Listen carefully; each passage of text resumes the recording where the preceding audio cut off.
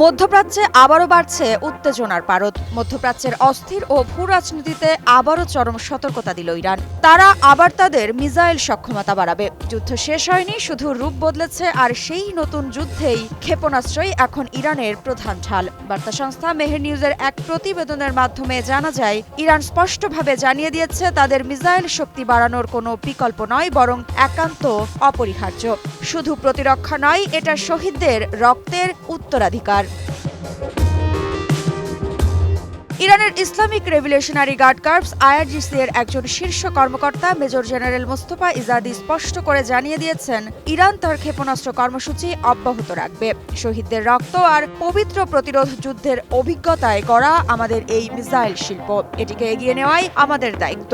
তার মতে, এই শক্তি পুরোপুরি প্রতিরক্ষামূলক। ইরানি জনগণের রক্ষা ও নিরাপত্তার জন্যই এই সক্ষমতা গড়ে তোলা জরুরি। এই বক্তব্য শুধু সামরিক ভাষণ নয়, বরং এর পেছনে রয়েছে এক গভীর রাজনৈতিক সংকেত। একদিকে পশ্চিমা নিষেধাজ্ঞা, অন্যদিকে ইসরায়েলের সঙ্গে বেড়ে চলা উত্তেজনা। এই পটভূমিতে ক্ষেপণাস্ত্র শক্তিকে মুক্তির পথ হিসেবে তুলে ধরছে তেহরান। জেনারেল ইজাদি আরও বলেন, শহীদদের রক্তই আমাদের এই যাত্রাকে আরও শক্তিশালী করেছে। শহীদ তেহরানি, মোঘাদ্দাম ও হাজিজাদের মৃত্যুও আমাদের থামাতে পারেনি, বরং এগিয়ে যেতে অনুপ্রেরণা জুগিয়েছে।